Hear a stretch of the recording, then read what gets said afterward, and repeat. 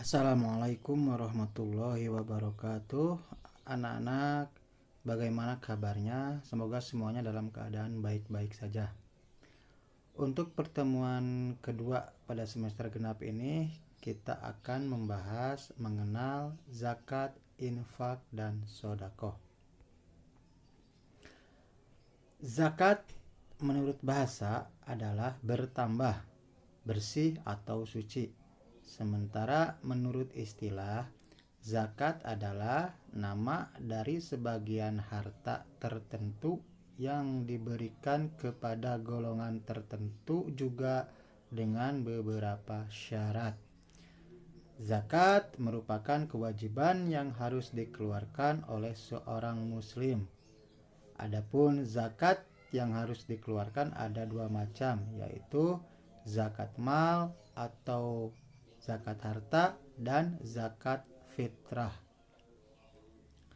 Zakat mal adalah membersihkan harta dengan mengeluarkan sebagian kecil dari harta yang dimiliki oleh seorang muslim untuk diberikan kepada orang-orang yang berhak menerimanya sesuai dengan syariah Islam. Zakat mal itu terdiri dari atas macam-macam bentuk, di antaranya sebagai berikut. Zakat emas. Apabila emas itu telah mencapai nisabnya sekitar 85 gram dan telah mencapai setahun dimiliki, maka jumlah zakat yang harus dikeluarkan sebesar 2,5%.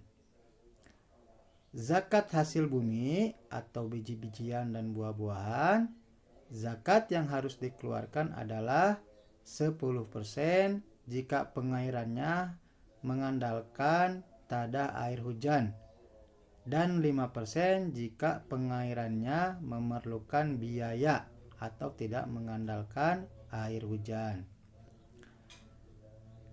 Zakat binatang ternak sapi atau kerbau. Apabila telah mencapai nisabnya sebanyak 30 ekor dan telah mencapai setahun dimiliki, maka jumlah zakat yang harus dikeluarkan sebagai berikut. 30 sampai 39 ekor, maka zakatnya 1 ekor umur 1 tahun.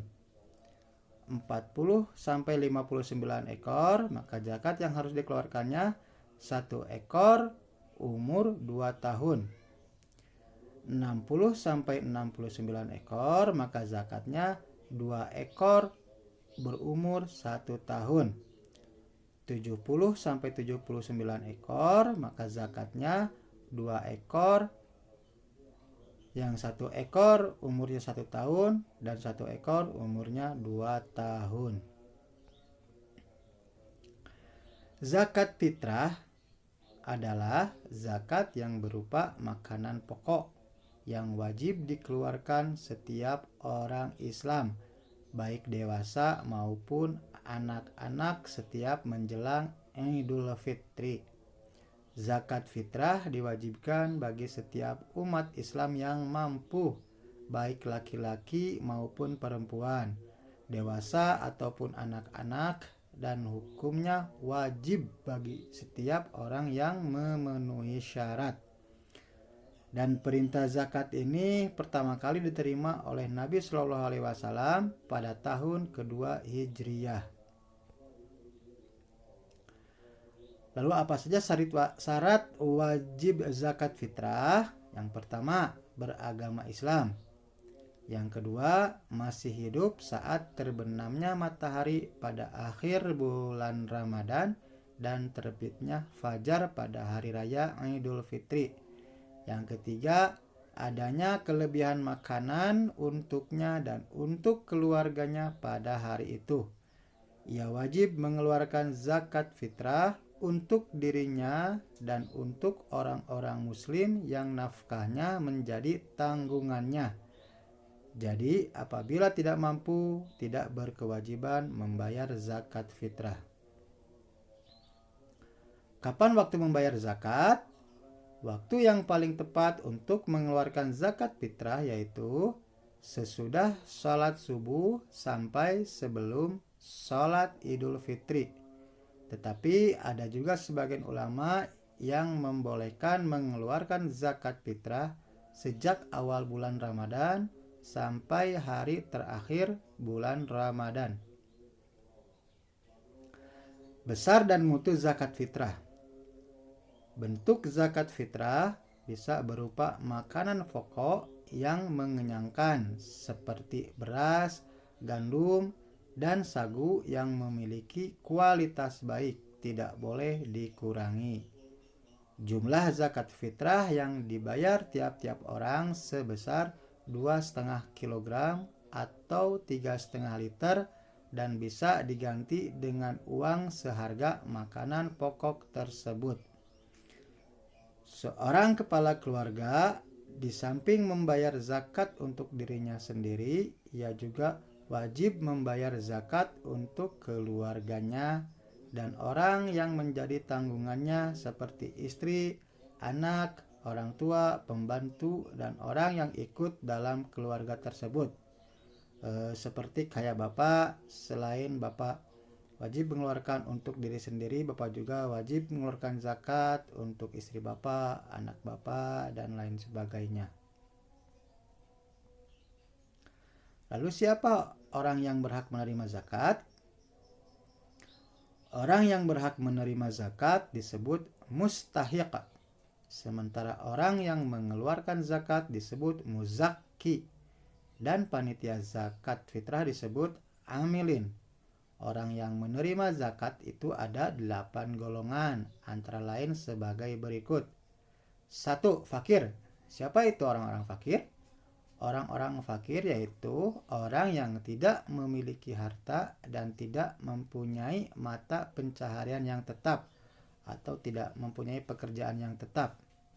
Yang kedua, miskin. Orang miskin yaitu orang-orang yang mempunyai harta atau pekerjaan yang tetap tetapi tidak mencukupi untuk kebutuhan sehari-hari. Yang ketiga, mu'alaf. Orang-orang mu'alaf yaitu orang yang baru masuk agama Islam yang masih memerlukan bimbingan dan pembinaan keimanannya. Yang ketiga, hamba sahaya.